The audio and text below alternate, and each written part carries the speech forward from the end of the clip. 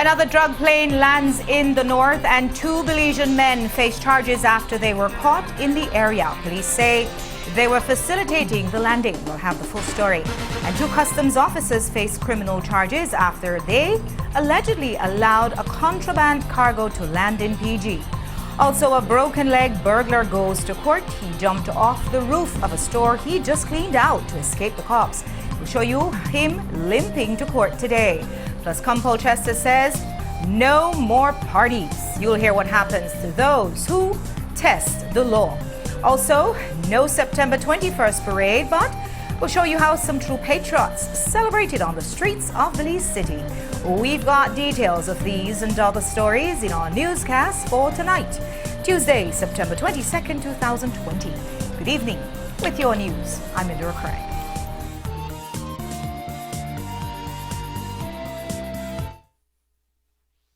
Ready and comfort.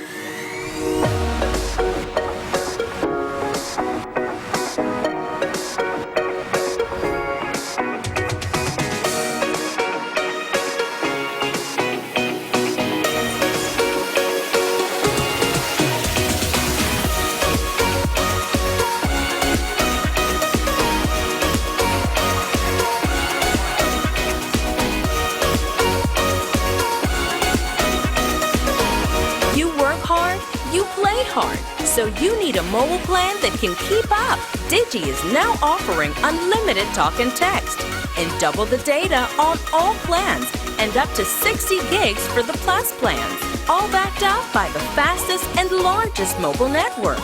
More work, more fun, more you. Visit your nearest Digi store today.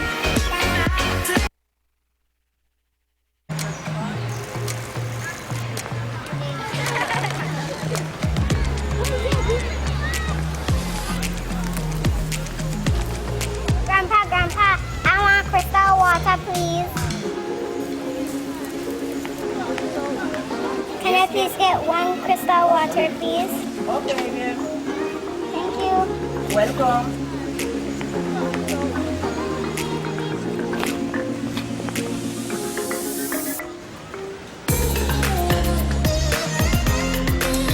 It pleases your heart, knowing she will grow up drinking the brand you have always trusted. It gives you peace of mind. Crystal Water. Taste you can trust.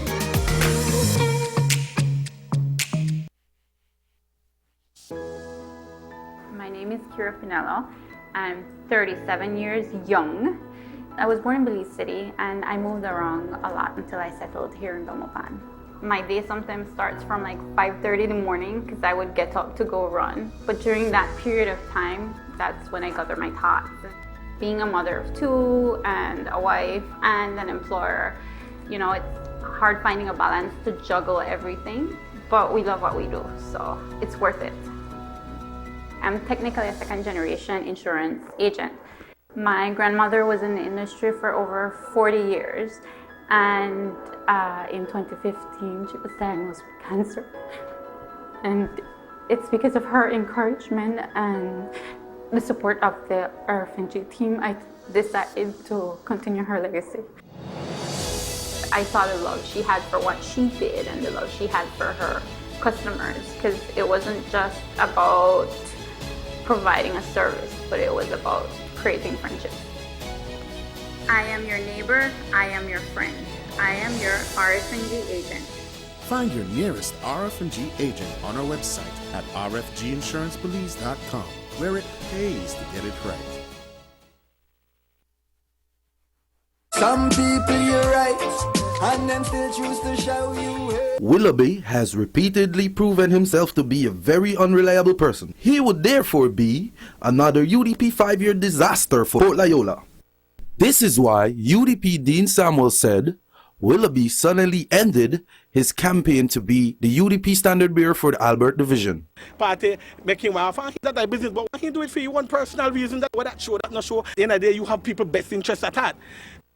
After accepting Farber's assistance with his political campaign in every possible way, Willoughby turned around and supported Saldivar for the UDP leadership.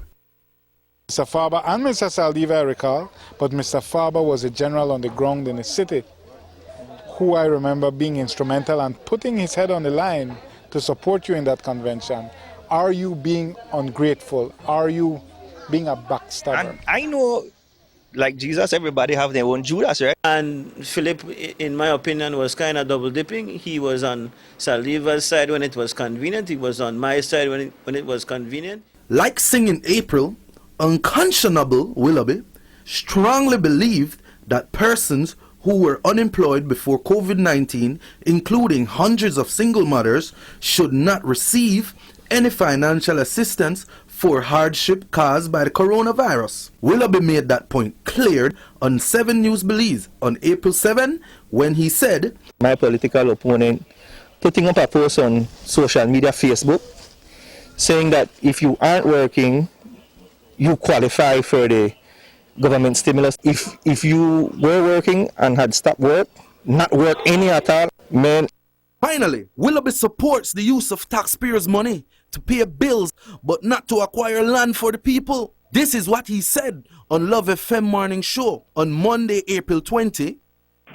But not make we mislead people and think that we get elected government or have money to acquire the house. That silly time won't happen.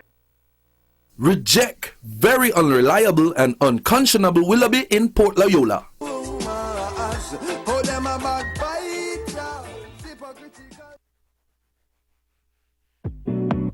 Now is the time to sign up for the best postpaid plans in the country because Digi has doubled the data in all their plans. Now you can get even more done, connect even more, stream even more, create even more, and share even more. All on the fastest mobile network that gives you the most coverage nationwide. Now is the time to go postpaid with plans starting as low as $49 monthly. Shared plans are also available, all with unlimited talk and text. So don't wait. Hurry over to your nearest Digi store to sign up today. Enjoy double the data in all postpaid plans only with Digi.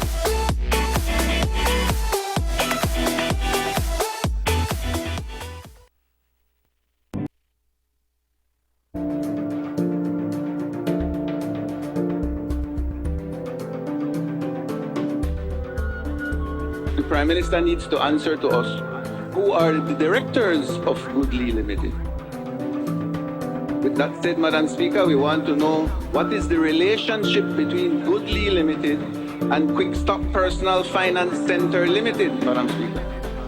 We would like to know what is the relationship between Goodly Limited and Prudential Management Firm, Madam Speaker.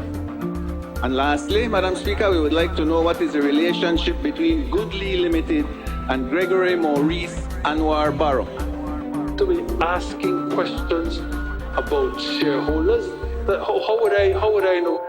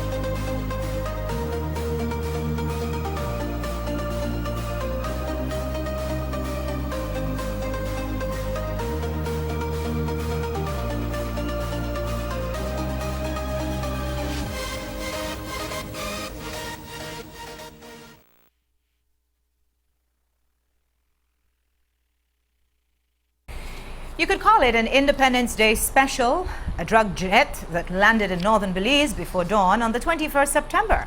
Tonight, police are scouring an area off the old Northern Highway where they believe a massive drug cargo could still be hidden somewhere. And that's because they got to the landing site shortly after the jet touched down. The Commissioner of Police briefed the press today at his office in Belmopan.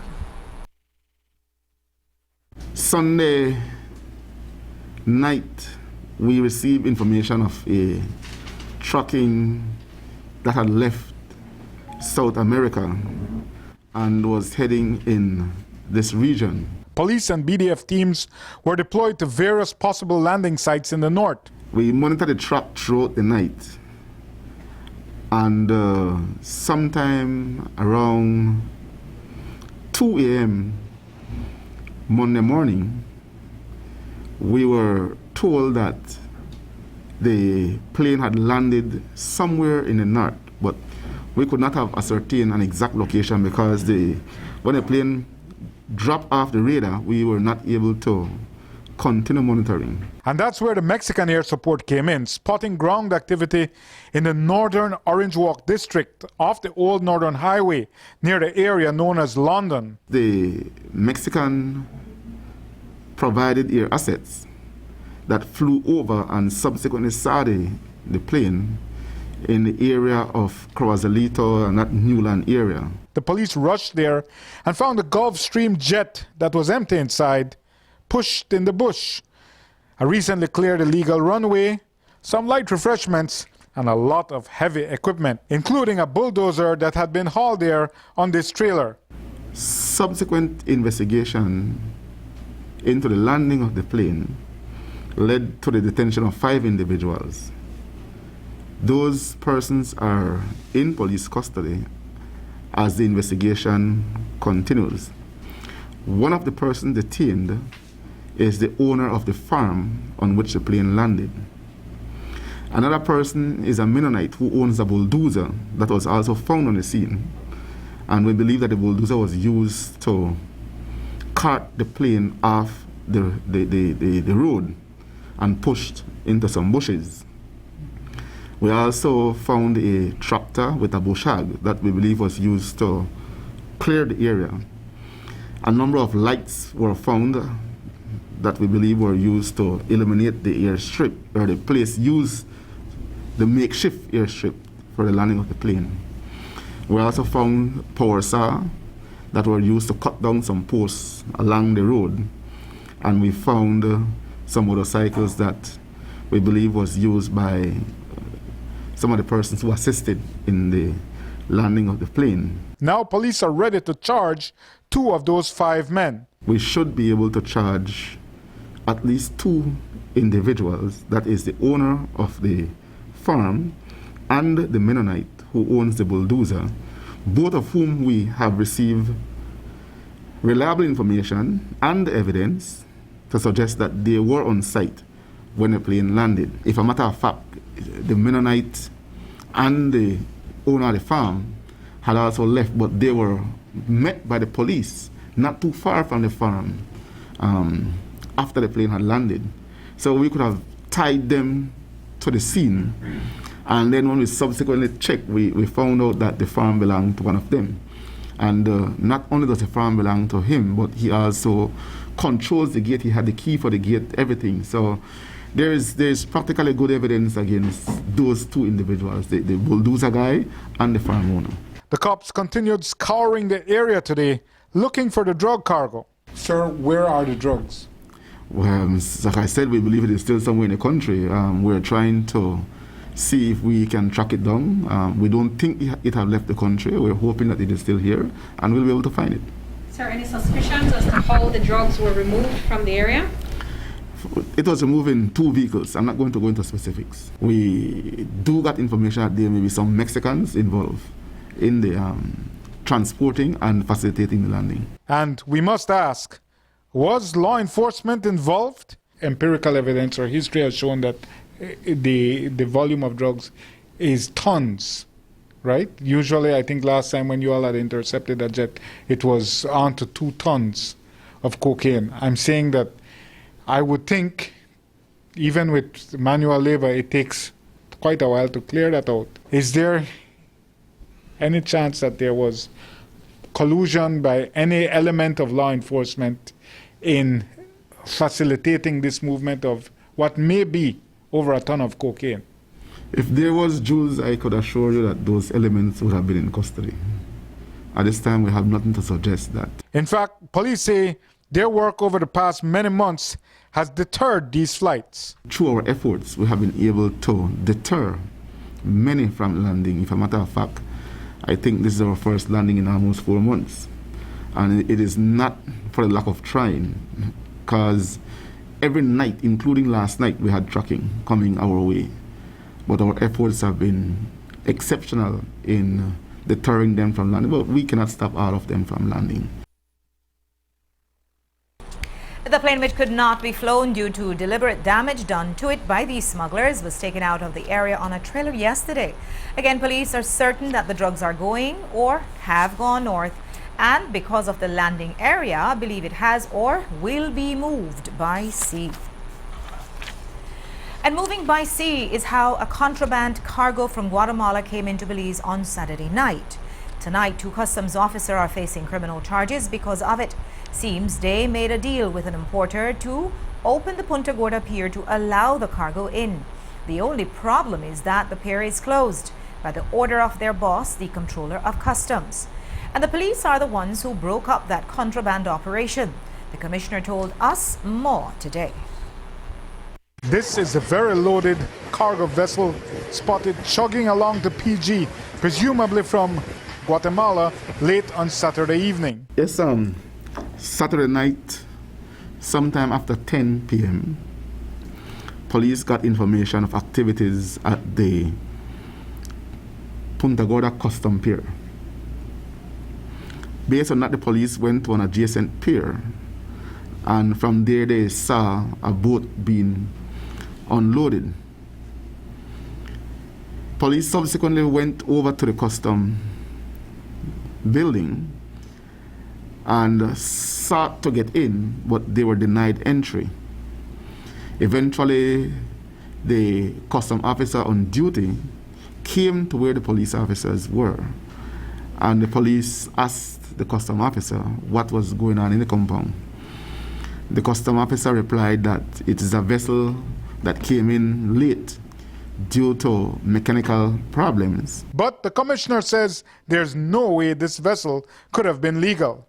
In order for a boat to come into the country of such nature, there are several things that must be done. They must get the pre-clearance from Port Authority, pre-clearance from Custom and Immigration, and there's a boarding team that normally goes on board, which will be Custom, Immigration, Health, Baja, as the case may be. And in this particular instance, the only agent that was there was Custom. The other agencies were absent, which means that the activity that was taking place could not be lawful. I communicated with Mr. Griffith, the Controller of Customs, and I briefed him on what had transpired.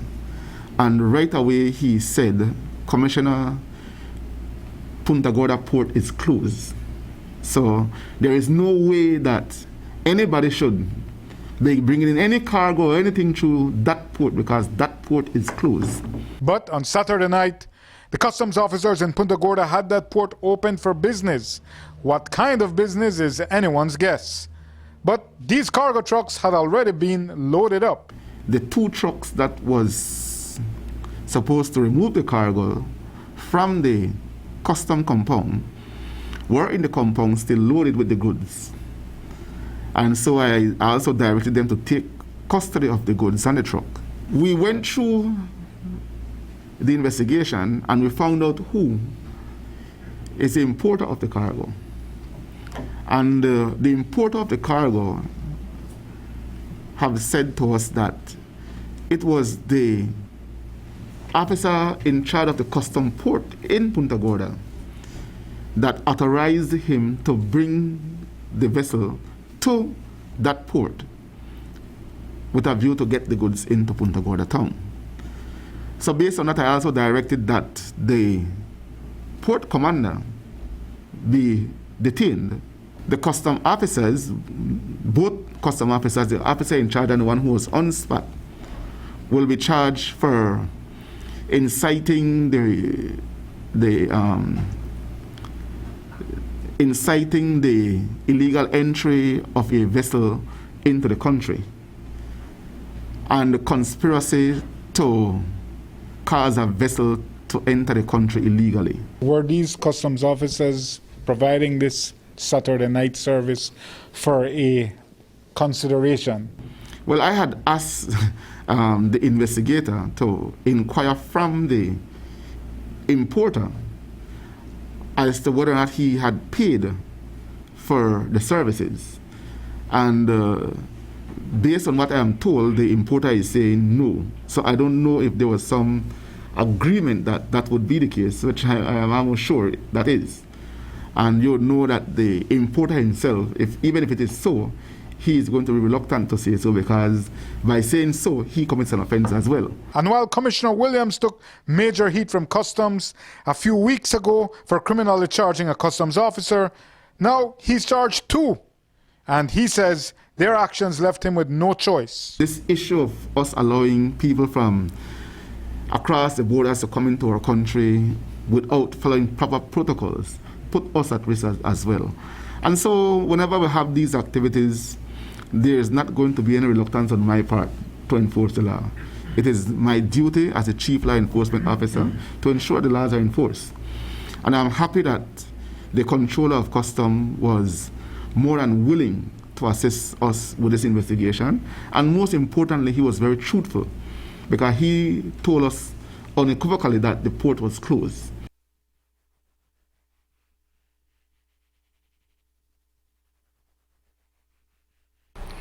The goods have been handed over to Customs to levy charges for contraband, which the Commissioner of Police hopes will also be brought against the Customs officer. As for the 7 men unloading the goods, all of them were charged for not wearing face masks, pending other charges. Tonight, 19-year-old Jaheim Anthony Lawrence, an unemployed resident of Neils Pen Road in Belize City, is at the Belize Central Prison. That's after he was arraigned today for burglarizing the grocery store of a Bangladeshi Belizean businessman. The cops caught him in the act of trying to escape, and his attempt to flee. He broke his knee after jumping off the roof of the store he had allegedly just cleaned out.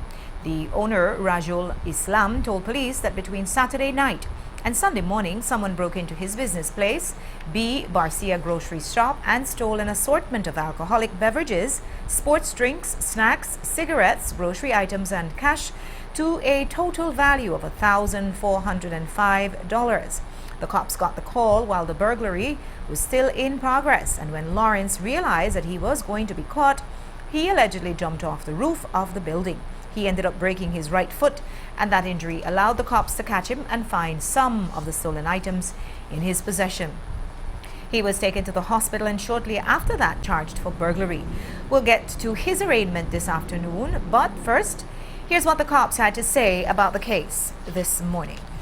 Rajul Islam, 40 years, reported that his store was broken into on Magazine Road between Saturday and Sunday, and several items were stolen from the store. During the night on Saturday, police responded to a burglary, and they attempted to detain a male person who jumped off the building, and as a result, the male person received a broken leg. The person was identified as Janine Lawrence, 19 years. He was detained and is presently at the KHMH receiving treatment for the broken leg. Several of the stolen items were recovered in that area, which had been removed from the store. Are you able to say anything about how he gained entry into the store, and how is it that police were able to respond so quickly to catch him while still there? Pried open a window on the second floor. Thereafter, he pried open a door that was downstairs. Police received a call that there was a burglary in progress, and they responded, and he was found. And that is when he attempted to escape and was apprehended.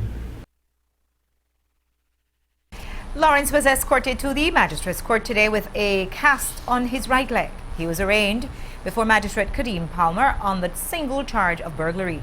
He told the magistrate that he was innocent, and he also claimed that police removed him from his home and took him to the scene. He didn't explain the broken leg part, though. He pled not guilty, and he was granted bail in the sum of $3,500. Because he couldn't meet bail today, he was sent to the Belize Central Prison, where he will remain until he is able to do so. We'll take a quick break now, and when we come back, you'll hear why the commissioner says no more parties or you'll be arrested.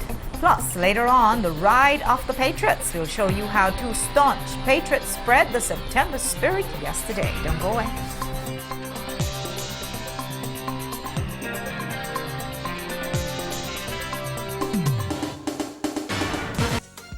Tiles, tiles, and more tiles. Benny's is having a massive tile sale. For the entire month of September, get great deals on every single tile at Benny's. Ceramic tile, porcelain tile, glass tile, stone tile, and HD tile. Also, come and see a wide selection of new arrivals featuring additional blue light specials starting at a low $1.59. It's Benny's massive tile sale. Benny's, quality and savings.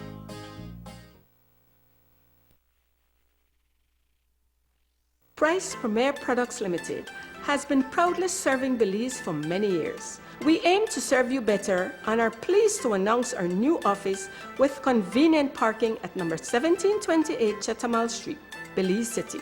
Here, you will find our Price Smart outlet opening on weekdays from 8 a.m. to 5 p.m. Be impressed with the variety of quality branded products such as Pampers, Always, Tide and Downy, Del Monte, DAC, Vigo and Alessi,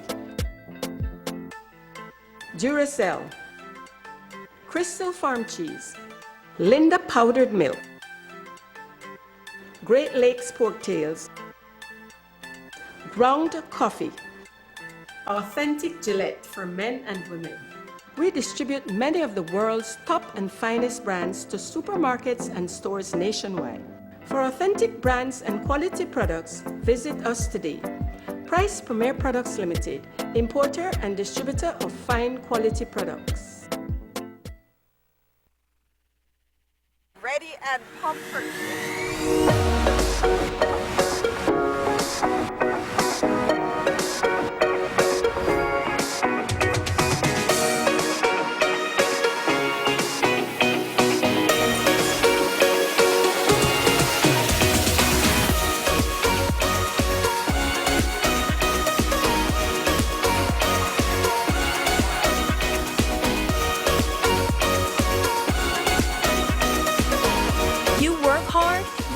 Hard, so you need a mobile plan that can keep up. Digi is now offering unlimited talk and text and double the data on all plans and up to 60 gigs for the Plus plans, all backed up by the fastest and largest mobile network. More work, more fun, more you. Visit your nearest Digi store today.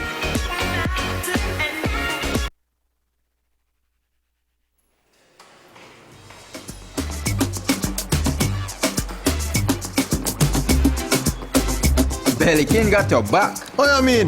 Brother, when you buy a 6-pack of Bellykin beer, Bellykin Stout or Bellykin Light, you could enter for winning a Bellykin's weekly drawings.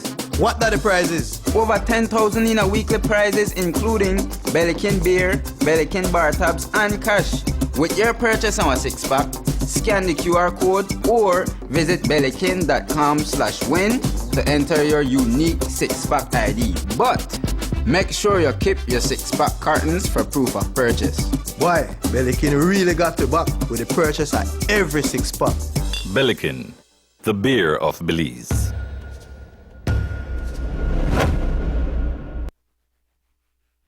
To our Bellykin Got Your Back winners to date. Continue purchasing your 6-packs and entering your codes for a chance to win over $10,000 in weekly prizes because Bellykin got your back.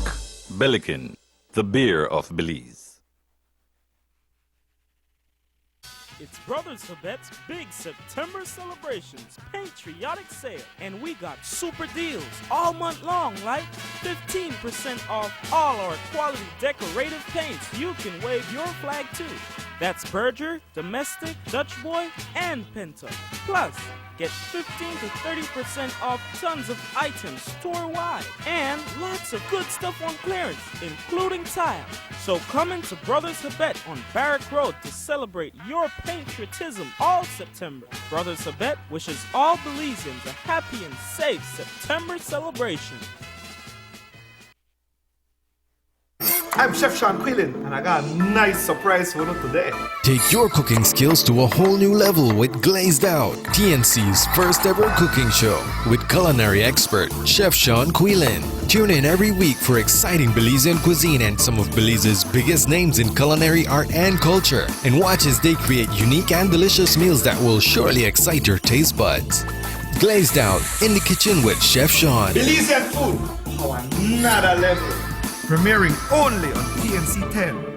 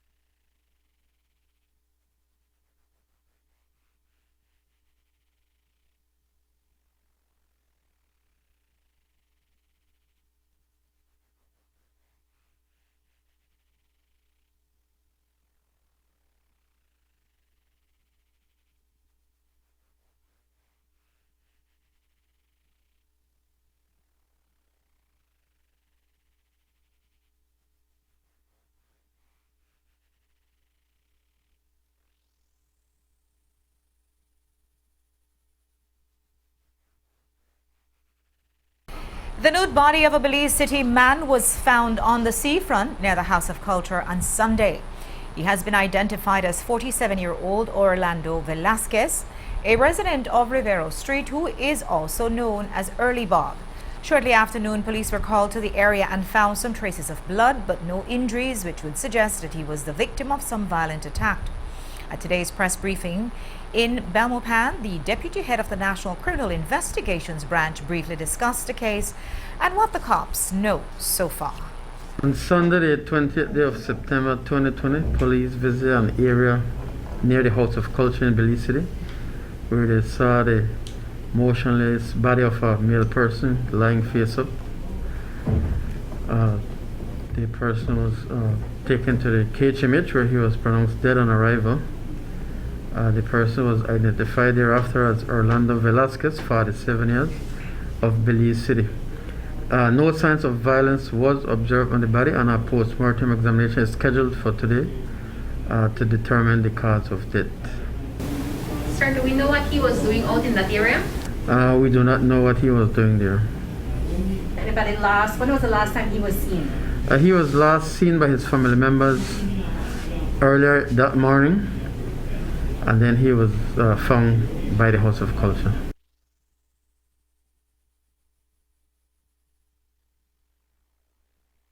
Velasquez's family told us that the location he was found is a favorite hangout spot of his. They say that he goes there regularly for a swim. According to his family members, he struggled with hypertension and he was reluctant to take his medication.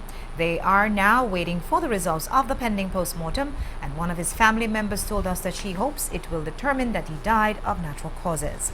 For the family, the puzzling elements of his body's discovery are the fact that he was found nude and that there was blood coming out of his ear.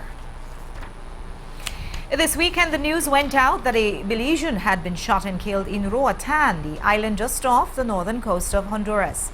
He has been identified to us as Napoleon Vicente, a resident of Belize City, and at this time not much is known about his very violent end. We understand that he suffered 2 headshots and 1 to the body, and best information in Belize suggests that his murder may be a drug-related execution. We attempted to speak with several officers and his family in Belize City, but they declined, saying that they don't know much more than what has been released publicly about his killing. They were concerned about getting his body back to Belize, and we were told that the Ministry of Foreign Affairs was working with their counterparts in Honduras to hopefully have it sent to Belize. Late this evening, we were contacted by one of his family members who said that the Foreign Affairs Ministry had made some progress in locating exactly where his body was being kept in Honduras. Vicente was a skilled engineer and boatsman and had been mixed up with the law before for alleged engine and vessel theft. The number of positive tests for COVID have been trending down recently, and for example, over the long weekend, between Friday night and Monday night, 876 samples were tested and only 68 came back positive. Now, that's about an 8% positive rate, while weeks ago that percentage had gone to numbers between 20 and 30%. So while it is an encouraging trend, 68 new cases is still a lot, and there is also 1 new confirmed death and possible 2. For the confirmed case, it was an elderly woman from the Orange Walk district who was symptomatic but had not been diagnosed. She died at home, and the diagnosis was made post-mortem. She is the 2nd successive case to die at home. As of last night, 2 patients remained on ventilators at the KHMH ICU. There are 1,635 confirmed cases since March, 647 active cases, and 967 recovered cases. And while the rate of infection seems to be generally trending down, the Director of Health Services has already warned that it could go right back up because of the Independence Day parties. Today in Belmopan, the Commissioner of Police expressed his exasperation with those who continue to have parties. He says he's had it, and party people will be arrested. We still have people who continue to behave recklessly.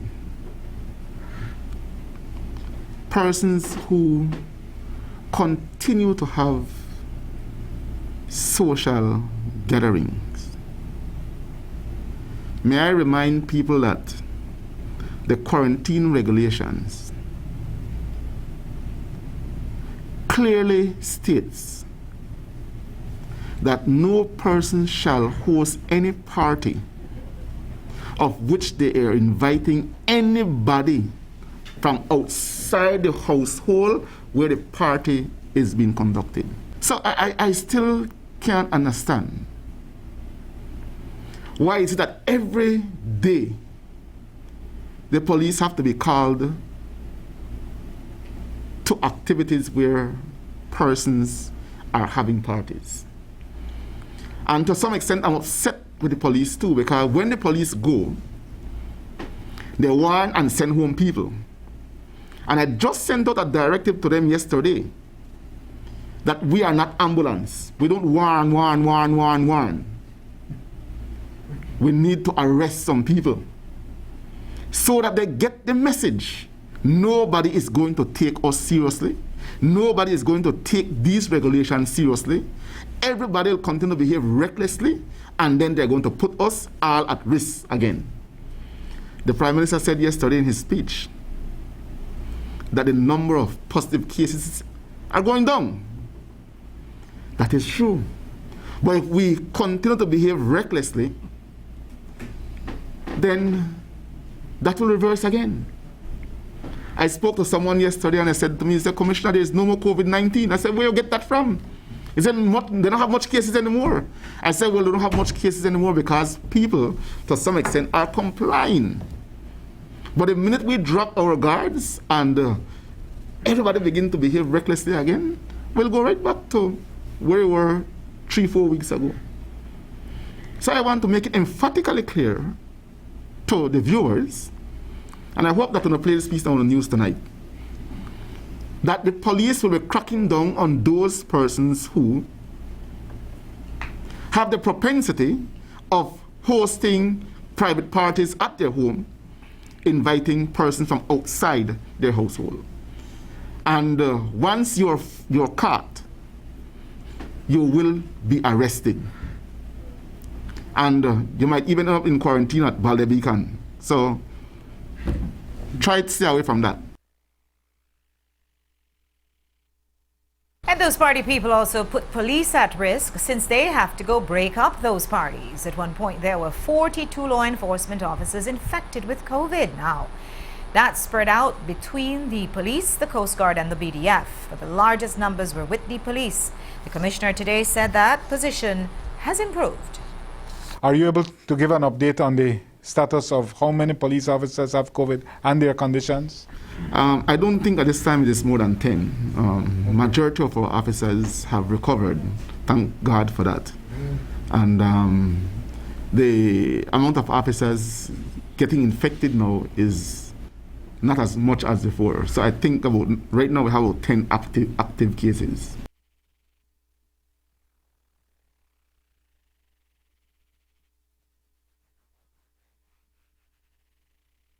And as of tonight, those police have live little easier with life little easier, that is, with the many areas of enforcement.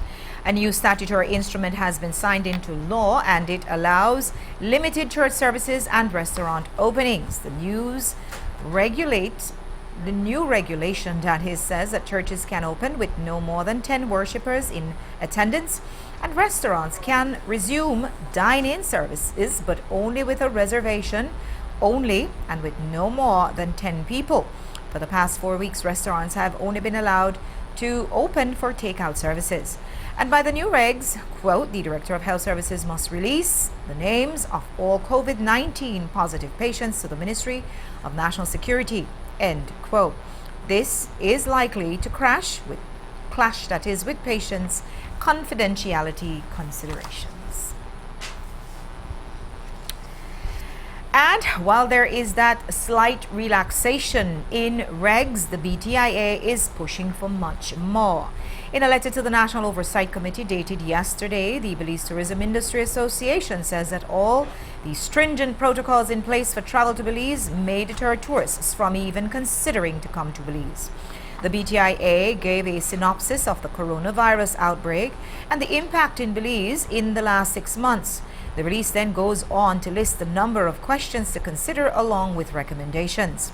Some of those questions include, with the state of Belize's daily new infection rate, is there more of a danger for international tourists infecting Belizeans or Belizeans infecting tourists?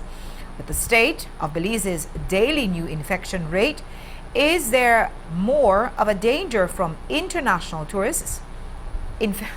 That should be if Belizeans are at least as likely as tourists to be infected with COVID-19, why are we testing every visitor but leaving the vast majority of Belizeans untested?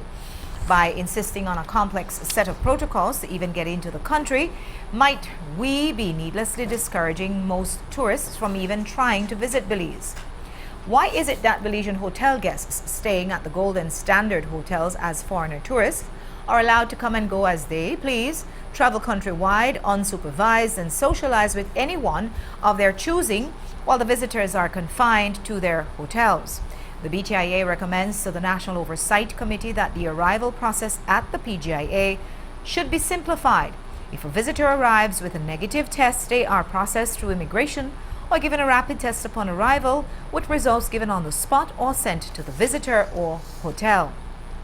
International visitors who are confirmed to be COVID-free should be allowed full freedom of movement around the country, but require them to abide by the same COVID-19 health and safety protocols, and, if applicable, quarantine protocols that Belizeans are mandated to follow.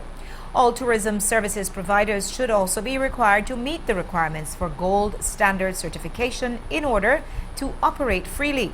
Lastly, a major campaign to enforce existing mask wearing and social distance rules for all people in the country should be implemented. No discrimination against locals and tourists alike. The release ends by saying, we respectfully suggest that now is the time to re-examine our strategy. The above listed recommendations are submitted with that in mind. We will update you as soon as the Prime Minister and/or the NOC responds.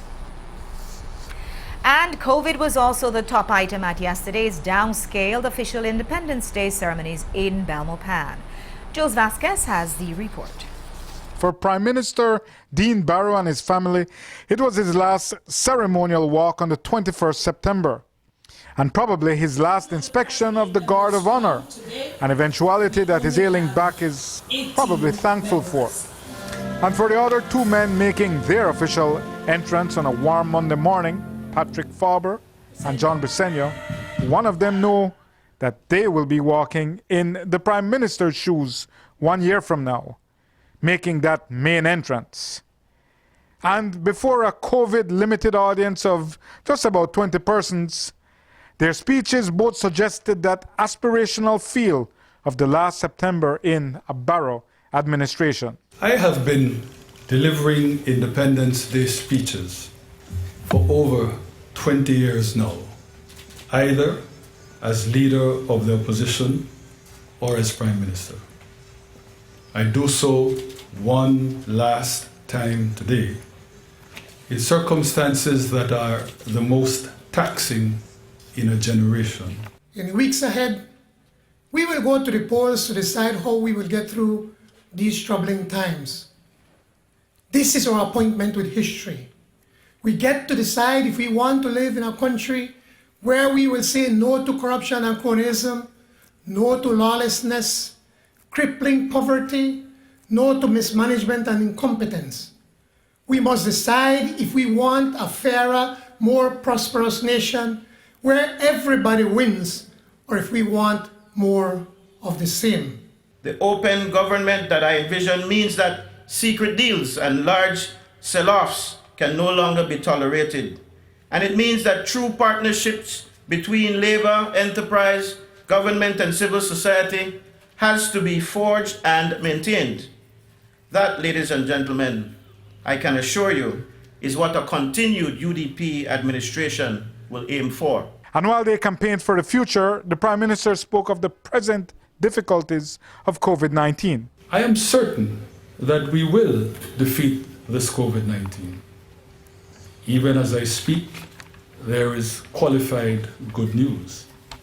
That is because the testing record over the last month or so shows a trending deceleration of positive cases. The phenomenon of indiscipline, the lax or willful behavior that contributed to the new outbreaks is, I think, receding. And turning today's torment into a September theme, the PM said that COVID is also about patriotism. But we will ever know that during our greatest trial, we once more found our heroes, our nurses and doctors and health inspectors and immigration and custom officers, our police and our soldiers and our Coast Guard, and all those that defend the ramparts against this insidious scourge. It is an irony of ironies, though, that this merciless leveler is also a great elevator. In basic ways, it has validated our humanity and our Belizeanness. We have come together as one. We have lifted each other up. We have found new ways of doing things. We are inspired by the hard scrabble creativity of everyday people, the tacos and tamales makers, the coconut huskers and juicers, those women and men that have gone from street-side hawking to internet vending in order to preserve their livelihood and feed their families. Belize's ultimate triumph will depend mostly on Belize itself. Our recovery, our tourism and agriculture and manufacturing and services rebound will oblige us to work harder than ever make more sacrifices than ever. Most particularly, we will now be mandated to deploy in fullest measure those innate talents, that Belizean capacity, which we proudly possess in demonstrated plenty. So for me, I leave with a certain knowledge that we can do it, that we will prevail because our leaders, all our leaders, political and spiritual and social, are united in their love for Belize, their will to rescue our country. And with that, farewell. And so, hail and farewell. I thank all for the unmatchable privilege of having been allowed to serve this country, and God bless Belize. And also saying farewell over the Independence Day weekend was former two-term Prime Minister Said Musa. It was officially announced 2 weeks ago that the 76-year-old politician and 8-term Fort George area representative was stepping down after suffering a stroke in May. So, to honor his departure, which was enforced by his medical condition, the PUP held a virtual ceremony on September 20th. That's when he gave his first public comments since May. Here's a small excerpt. I am honored to receive this award from the party. I thank the executive of the party, but I especially want to thank the Belizean people, especially the people of the Fort George division, with whom I've had a rendezvous of history for the past 46 years, ever since I ran in the first general election in 1974, which incidentally I lost. But I came back in 5 years' time, in 1979, with a decisive victory in the Fort George, and we never looked back after that. And in our case, we have journeyed. In my case, I've had this very challenging, very exciting, and fulfilling political journey, inextricably bound with the people of the Fort George for the past 40-odd years. I remember, well, with COVID-19 and my present health condition, this has given me time for reflection. And I recall vividly now those heady days in the late 70s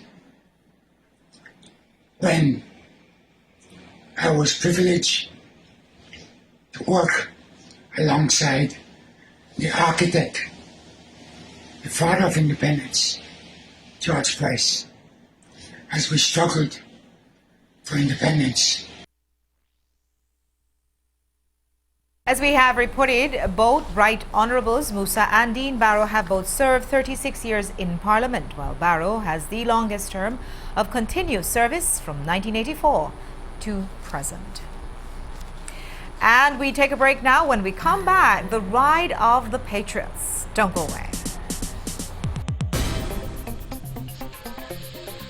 Meals are better at home with Coca-Cola. Collect 2 golden caps of Coca-Cola, Fanta, or Sprite 1.5 liter with the word WIN, and 1 golden cap with the word microwave, or 1 with the word Oster, and you can win a microwave oven or Oster pots and pans. You'll also receive a free kitchen utensil with all 1.5 liter twin pack purchases. You can collect all 4 utensils. Visit www.coca-cola.com. Now is the time to sign up for the best postpaid plans in the country, because Digi has doubled the data in all their plans. Now you can get even more done, connect even more, stream even more, create even more, and share even more. All on the fastest mobile network that gives you the most coverage nationwide. Now is the time to go postpaid with plans starting as low as $49 monthly. Shared plans are also available, all with unlimited talk and text. So don't wait. Hurry over to your nearest Digi store to sign up today. Enjoy double the data in all postpaid plans only with Digi.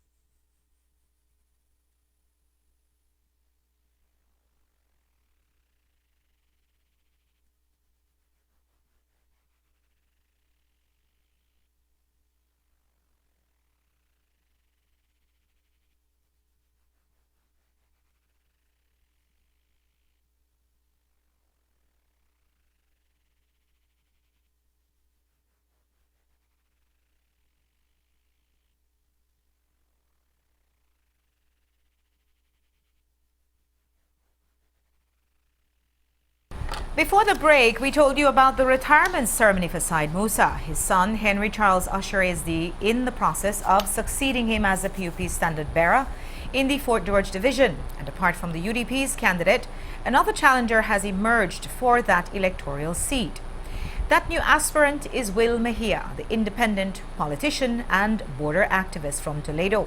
Last week, he declared that he would be offering himself as the candidate for the Belize Progressive Party in that division. Shortly afterward, the organization, known as the Belize Peace Movement, officially wrote to him and forcefully asked that he either abandon his candidacy or remove himself as a claimant in their redistricting lawsuit against the Elections and Boundaries Commission. As we told you, the Peace Movement is insisting that redistricting of 31 electoral divisions has to occur before the next elections because the huge disparity in the difference in sizes is undemocratic. Several of the members are insisting that if Mejia follows through with his candidacy in Fort George, he can hurt the Peace Movement's case. This evening, via a teleconference interview, we asked Mejia about their complaint, and here's how he answered that. Response is that, like, we have consulted our attorneys. I have never heard that from my attorney myself. In fact, even in public, Karim Musa, who is a well-known attorney, have commented that he doesn't see how me as a claimant can influence the outcome of the lawsuit. So I think that they are making a big deal out of nothing, because we have spoken to several attorneys and says, hey, that should not influence the outcome of the lawsuit. But sir, they do make what seems like, we aren't attorneys or anything like that, but they do make a reasonable point that how can you complain of something that you think is improper or not correct when you are about to engage in the same activity that you disagree in? I want to say that, again, I go back to the advice of my attorney that this will not be something that the outcome of the case should not be impacted by this.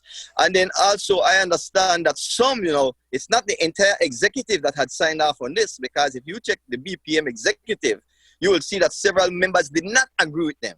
So you'll know that the BPM have elements within it, because the BPM is made up of PUP, UDP, BPP, and VIP. So they have their agenda. So they want to make something out of this. But if it's not even a consensus that they have, a few of them has gotten together, written a statement, and put it out as a press release. We're using this as a way to highlight, right? I go into Fort George and I win, right? You're showing the electoral system. It's basically flawed. Also, in their statement from today, the Belize Peace Movement also took issue with the fact that we've been referring to them as a sister organization to the Belize Progressive Party. Back when the movement was first introduced publicly, it was at a press conference being held by the Belize Progressive Party. It was described as a sort of civil arm of the BPP, which focuses on the party's more nationalistic ideals and agendas. Back then, Bobby Lopez, the current chairman of the Peace Movement, was also the treasurer of the Belize Progressive Party. Mejia, who is a claimant in the redistricting lawsuit and a member of the Peace Movement, is a deputy political leader of the BPP. Several of the early members of the Peace Movement were also personalities of the Belize Progressive Party. But the BPM is putting distance between themselves and the Progressive Party. In fact, they say that they have no direct ties to any political party. In today's press release, they say, quote, the BPM wishes to clarify that it is not a sister organization of the Belize Progressive Party, nor does it coordinate its activities with the BPP or any other political party for that matter. Today we asked Will Mejia about that clear line that is now drawn in the sand, and here's how that conversation went. We have been referring to you guys, we have been referring to the Belize Peace Movement as a sister organization of the Belize Progressive Party. The chairman, Mr. Roberto Lopez, is saying that is completely wrong.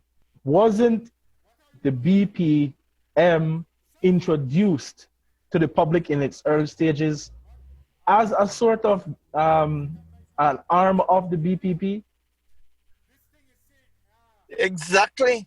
So, over time, things have changed. We have been joined by other non-BPP members, which is the bigger picture of that.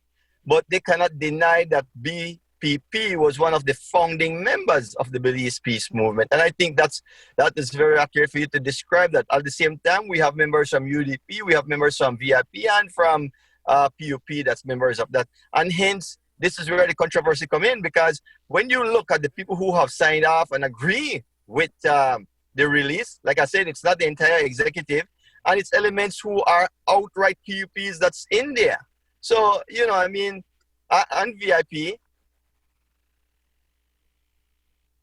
The press release from the Belize Progressive Movement ends by saying, quote, the BPM's primary focus at this time is the successful conclusion of its redistricting case, which seeks to correct the unconstitutional imbalances in our electoral divisions. The BPM will be unceasing in its efforts to correct this sustained and egregious breach of our Constitution, end quote. In the midst of this global pandemic, the focus is primarily to stay at home and stay safe. But for many people, they don't have a home to stay in because they are stranded abroad. Well, last week, Thursday, 23 Salvadoran nationals returned to El Salvador from Belize, and 9 Belizeans came home on an international organization for migration chartered flight. It is a second round-trip humanitarian flight in an IOM release that states that the charter flight was necessary due to continued border closures in Central America, leaving many migrants stranded due to the COVID-19 outbreak. Now, there is already heightened concern and suspicion among people in Belize, and that suspicion is ramped up when it comes to those entering on humanitarian or repatriation flights. So the IOM Belize team, along with the Embassy of Belize in El Salvador and the Embassy of El Salvador in Belize, ensured that before departure all passengers received fit-to-travel medical checkups, remote counseling, information on the Assisted Voluntary Return Program, and their meals and accommodations were arranged. IOM Belize provided face masks, face shields, hand sanitizer, and disinfectant wipes, which is in line with the safety and security protocols outlined by the government of Belize. The returning Belizeans also received assistance to cover the cost of their mandatory quarantine.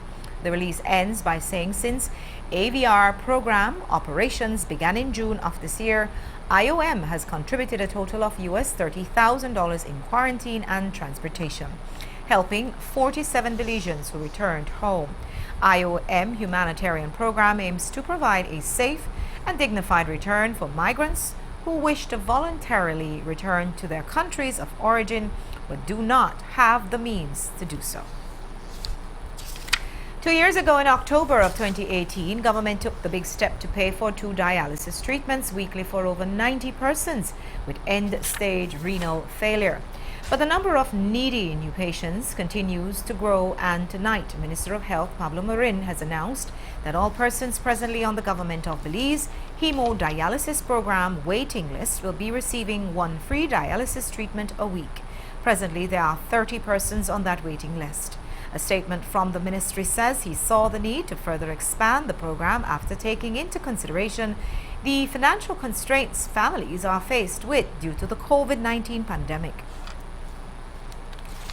For sure, yesterday was the deadest Independence Day since 1980. There was no Bram, no parade, no jump up, no street festival, no nothing, just those kind of boring speeches in Belmopan. Jules Vasquez went to the streets to capture the desolation and found something surprising. Here's his story.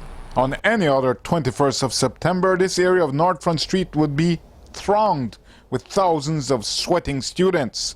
But on this day, the streets were as empty as church pews on a Friday night.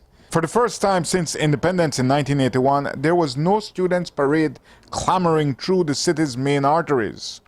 Still, the flags flew, but for whom in this slumbering city gone ghost? COVID took away the September drums and bugles and horns, and Albert Street stood as solitary and silent as a Sunday morning, until these guys came along.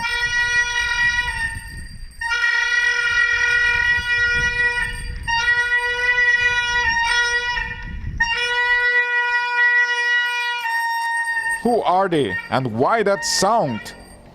They're a father and son team, Albert and Ronel Pandey, determined to not let COVID kill the September spirit.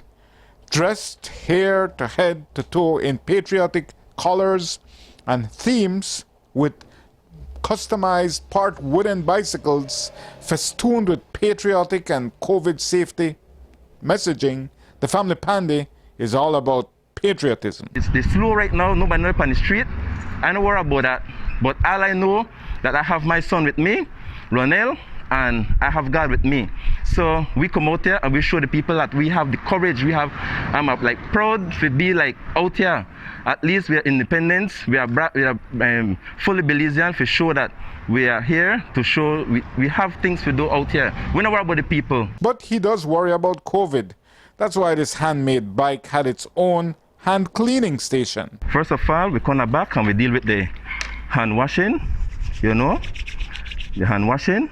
Then you come up with the water system, wash your hand, like what they always say, wash your hand every day, every minute, anywhere you go, wash your hand. Mm-hmm. At the time, if you want spray off your thing for your bike, use your spray off your, you know, disinfect everything. From then, you use a napkin, that's why I put it over here. Napkin up, wipe up, and always remember, keep Belize clean. We not just take it and dash it on the ground. That's why I build your garbage thing to the side over here. But, right? We got the garbage thing, put it in there. So, from the pandemic to the patriotic, the Pandeys have it all covered. But it's not just for show. Even on wooden wheels, this is a movable feast of flags and faith. So, when I finish fire, no worry, I might need a pain, but still I want to come back to my barber shop and work tomorrow because we need to show people that energy, they are. God is good. All right.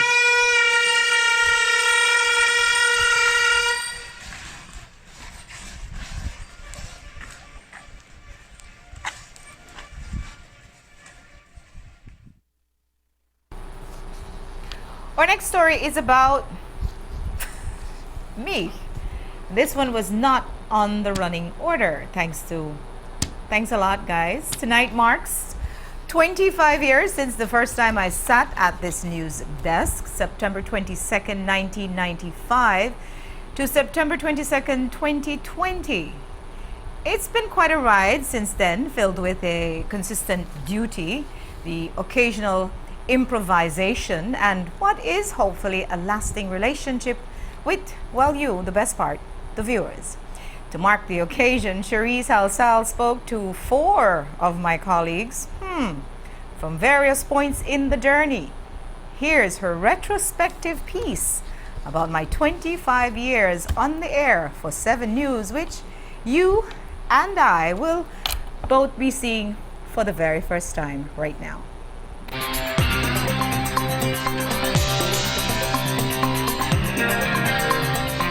Good evening. With your news, I'm Indira Craig. She's worn many hats for Channel 7, from her famous anchoring to news reporting and even hosting Carnival. But you can always be certain to find her where she's come to belong, at the news desk.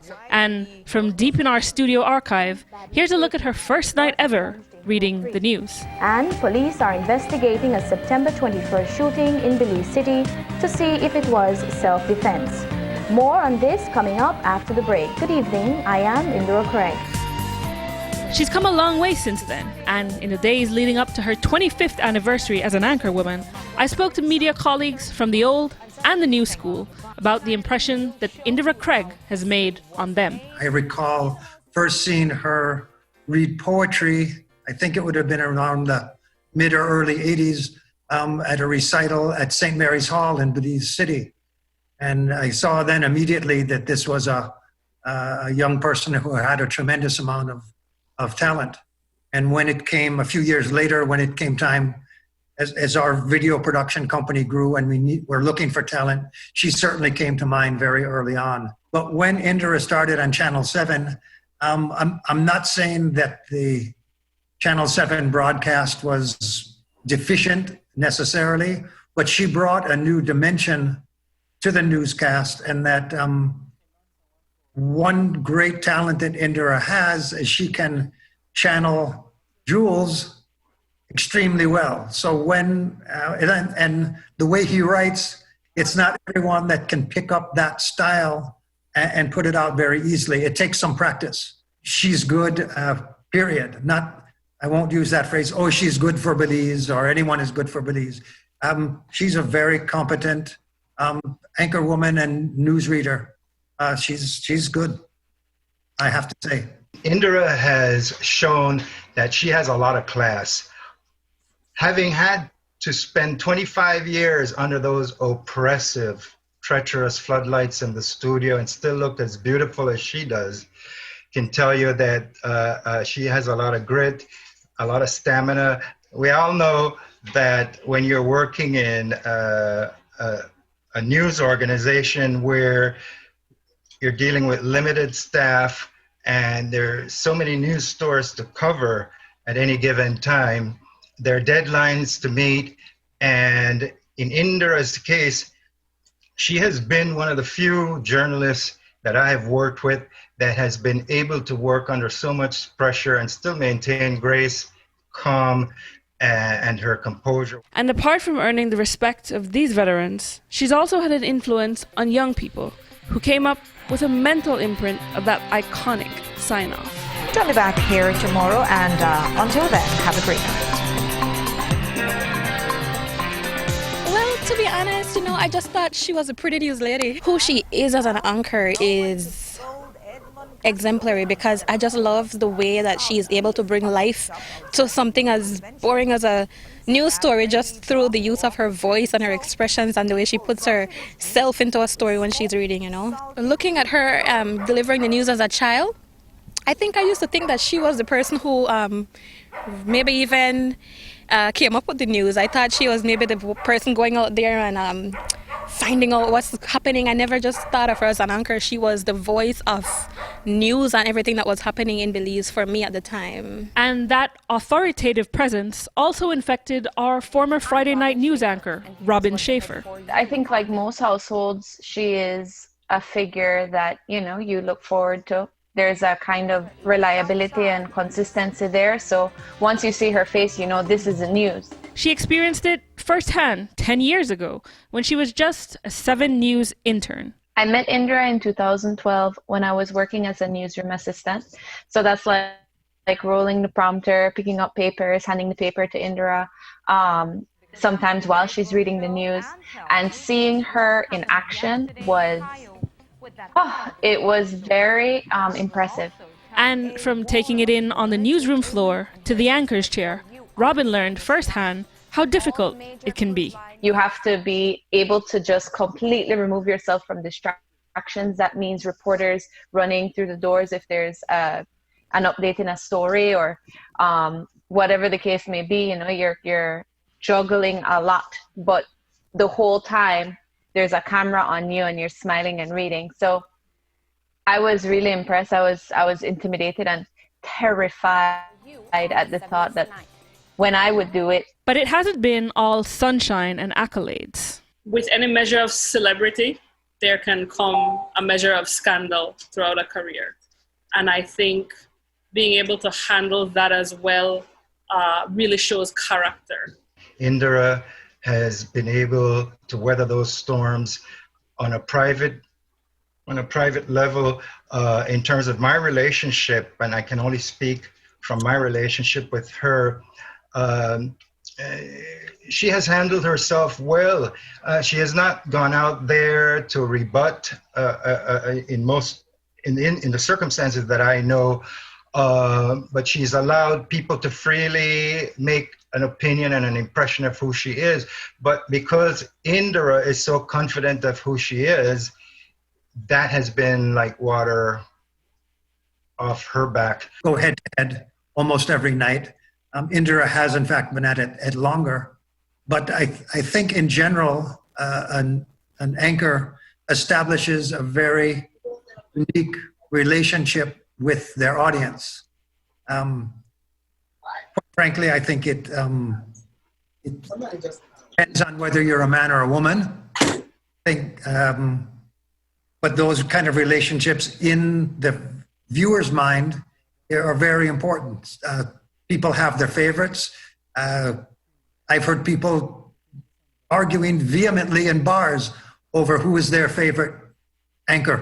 But yeah, over 25 years, I think there are people whose children and perhaps grandchildren have established that relationship in 3 different generations.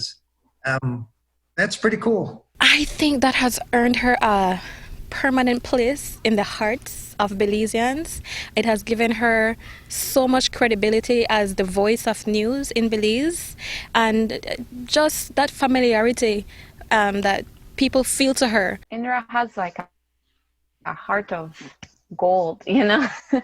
I think you have to be coming from a place of love of what you're doing, love of that profession, and love of connecting with others. So to be able to live her life 100% anyway, and connect with people anyway, over again and again over the years, I think that says a lot about her, because not many people could put themselves out there like that again and again. And I think the love that she gets back from people on a day-to-day basis really speaks volumes to that. I want to take this opportunity to congratulate her and to let her know that 25 years is a remarkable achievement. It's what some people call a silver anniversary, and silver, in my mind and most people's minds, mean radiance and brilliance, and that, to me, is what describes Indra Craig. Cherise Halso, 7 News. All right, so we're breaking the fourth wall, and Indra. And this is the part where you cry up. This is the part where you cry up. I'm sorry to have broken the fourth wall. Oh my goodness. But yeah, Indra, it's been 25 years. I remember You guys distinctly, really vividly. We have to keep her face in the shot. I remember distinctly, vividly, the first night, September 22nd. It was a Friday, and you wore a black jacket with a pink shirt underneath. It kind of looks like that in the archival shot. When you had a baby voice, if you heard that voice just now. I sure did. And most memorably, you came to work in a dump truck. In a dump truck. In a dump truck. I should have known then. Mex dump truck. Mex dump truck. So yes, you came from your home on Lakeview at the time.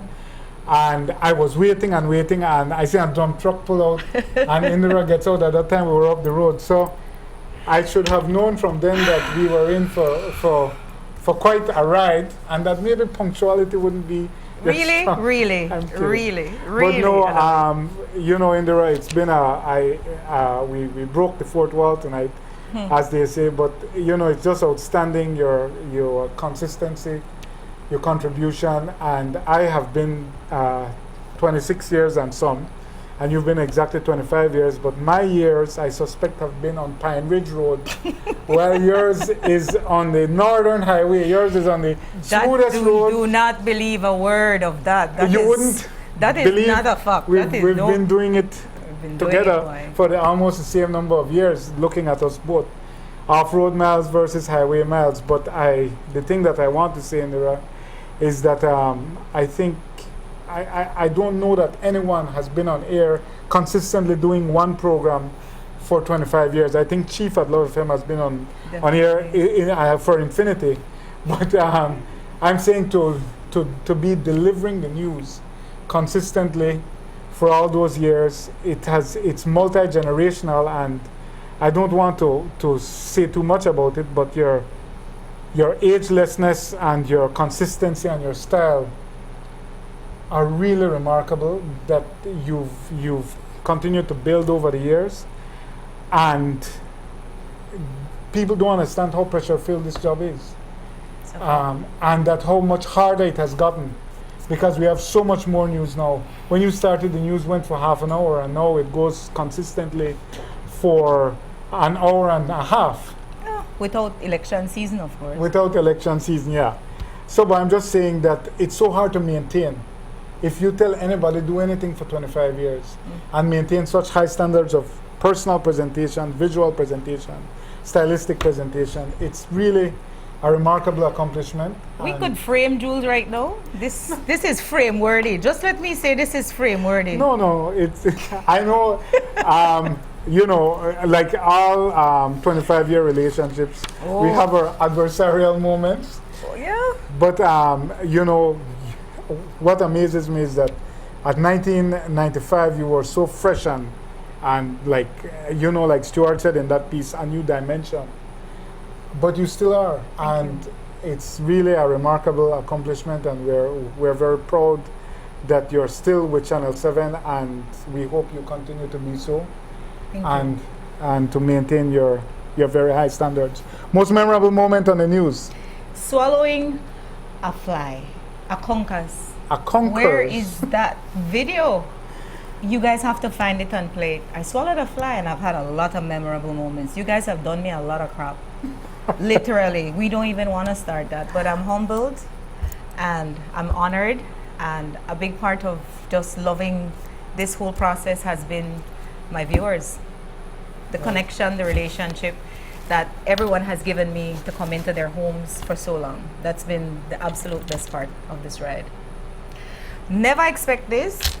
Figured, right. you know. You know, you're at Channel 7, a place that loads sentimentalism. We load sentimentalism, that is a fact. But right. I really am completely caught off guard. And you did yourself, guys. Thank you. Well, Thank you, Vasquez. Cherise and Lance who worked a lot on this story. Thank you, guys. It's you are on a lot of tape, and tape is not a format that's currently used. So extracting all that was quite difficult. It's some hard work. Thank you, Jim. Thank you, Stuart. Thank you, Robin, and thank you, Tamar. Those were kind words. And thank you, Vasco. And thank you, viewers, for having me in your home for 25 years and not get tired yet. I like that. So, all right, let's roll it out. I think we have we have one more thing, so we can bring up something on the prompter, yeah? And to end tonight with gratitude. Is that what I'm supposed to say? For your long support and patience with, oh my God, wait, bring it back. And to end tonight, for all your patience with all those hairstyles. Cherise also wanted to keep my feet on the ground, and for a dose of humility, she went to the streets wondering, does 25 years anchoring the news make you a bona fide household name? Una not done yet? Here's what she found. We leave you with that, and I'll be seeing you back here tomorrow to begin the second 25 years. We'll see about that. Have a good night. Hey, you know who Indira Craig is? No idea. No idea, really? No idea. Do you know who Indira Craig is? Who don't know? Who doesn't know? From I was a little boy up to now, and it's like she haven't aged, and she have been one of the best newscaster in the entire country, man. I have to say kudos to Indira Craig and congrats on 25 years. She's a great news reporter for Channel 7. It's Indira Craig. This is your boy DJ Disciple. I'm from Plus TV, and Plus Radio, so big ups to you. Indira Craig. I heard the name before. I know it used to be a news broadcaster. Indira Craig is one who gives news, right? So what has she meant to you and your family throughout the years? She actually kept us informed throughout this entire year, like from I was a kid. You know, I've always seen her on the news. She's aging like fine wine as well, because she hasn't aged at all. Keep up the good job, keep us informed, you know. You're awesome, we appreciate it. No? The lady on the news? Alright, so what has she meant to your family? I guess a lot, because she's been on the news since I was a child, like very small. Congratulations, and thanks for being one of Belize's idols and most known person in Belize. I believe I do, yes. We used to watch her a lot, yes. Big shout out to her about that, and she did an excellent job while doing so. So I want to congratulate her on that. Do you know who Indira Craig is? Yeah, the news reporter for 7 News. I've just watched Indira Craig from when I was young. She's just immortal, really. Keep going strong, stay beautiful, stay young forever. I enjoy watching her every night. It's a good news media. Every night, me and my family enjoy watching her every single night. It's like part of my family. Because she's pretty good. And I thank her for the 25 years of service. To my daughter, actually, she's actually a role model. And she loves that lady so much. Keep up the good work. Keep looking good on the news. Do you know who Indira Craig is? Channel 7. Oh, we watch here every evening. If we can't watch every evening, we put it on Facebook, the news there. We look forward for that every day. She give news, and I like her personality and the advice what he gave, that when time when they go through whatsoever when they go through, it never like hide for nobody or anything. It just be herself and stand up for who she is and just be brave. She get the news across how we will like it too, with honesty and integrity. Linda Craig is the news reporter for Channel 7. She spread good news and things, you know. She's a very powerful news anchor. I love the way she deliver the news and deliver herself on the TV. Congratulations, Indira Craig. Oh, she has meant a lot, because you get to know a lot of things that are happening all around the world. Well, I wish she would have 100 more. Indira Craig, a beautiful lady from Channel 7. Miss Craig used to live on Burke Street for a while. At the right wrong the street from Wagner Lane and Rocky Road. So we well familiar with Miss Craig. A lovely lady, very friendly, and everybody know her beautiful and sexy. She do a very good job, man, every night on the news. Besides that, she da love. Do you know who Indira Craig is? Yes. I don't know her in person, but I know her seeing her every night on TV. Girl, you have done it. Keep up the good work with God's help. Like wow, educator, like somebody will keep you up with what they go on. Congrats, Indira. Keep it posted with what they go on in the country. She keep we well informed for years, because I don't used to go home 6:30. I watch Miss Indira up on the news every evening. Miss Indira, I feel like they're supposed to give you a big raise.